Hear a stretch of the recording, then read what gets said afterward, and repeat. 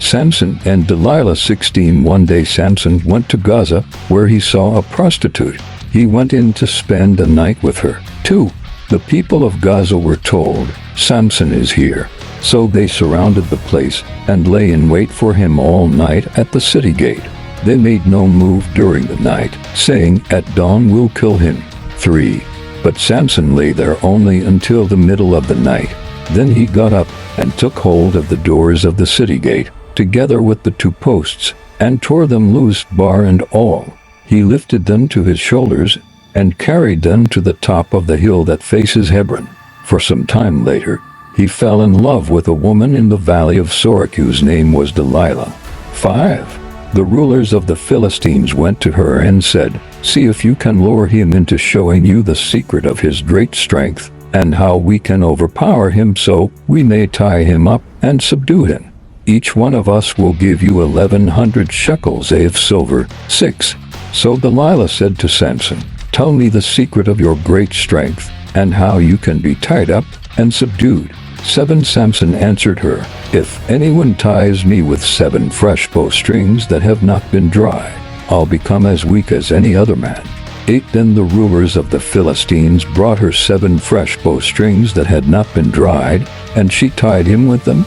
9. With men hidden in the room, she called to him, "Samson, the Philistines are upon you."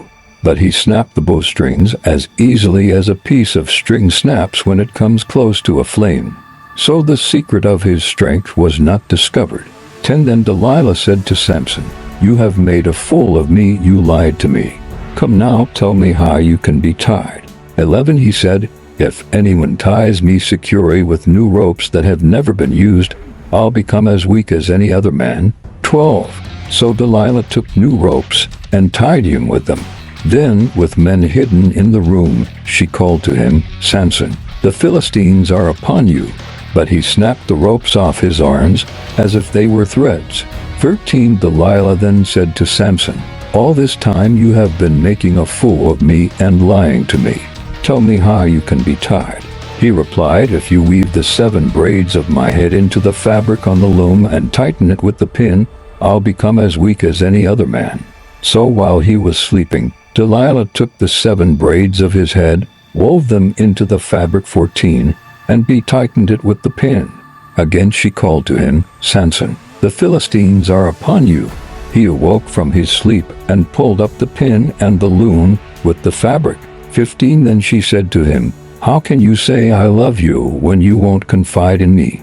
This is the 3rd time you have made a fool of me and haven't told me the secret of your great strength." 16. With such nagging she prodded him day after day until he was sick to death of it.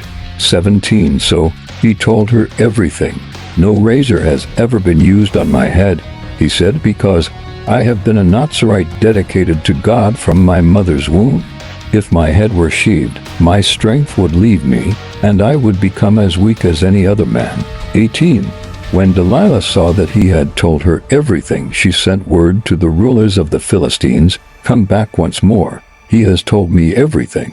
So the rulers of the Philistines returned with the silver in their hands. 19. After putting him to sleep on her lap, she called for someone to shave off the 7 braids of his hair, and so began to subdue him. See, and his strength left him. 20. Then she called, "Samson, the Philistines are upon you."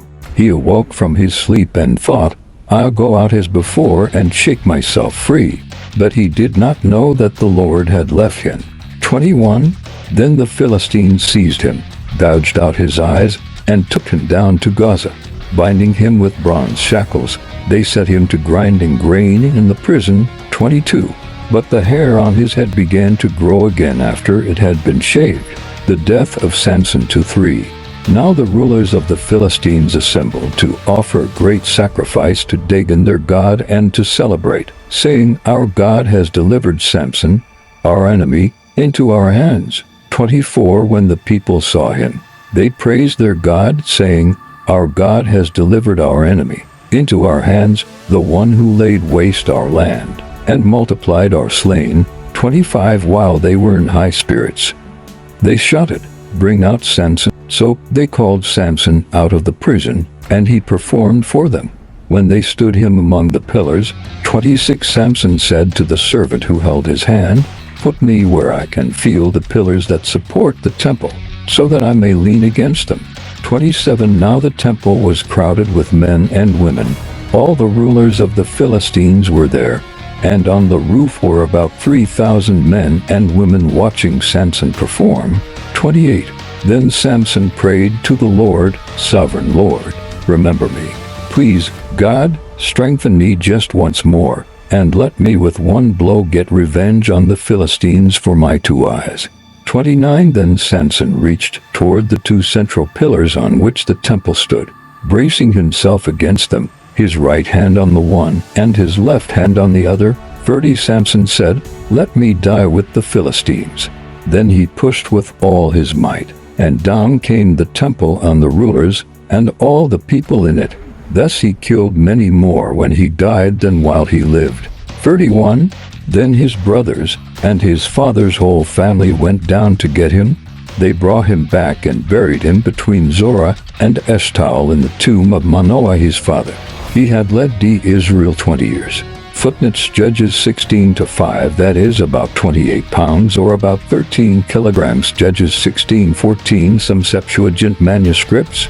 Hebrew replied, "I can if you weave the 7 braids of my head into the fabric on the loom." 14. So Judges 16:19 Hebrew, some Septuagint manuscripts, and he began to weaken. Judges 16:31 traditionally judged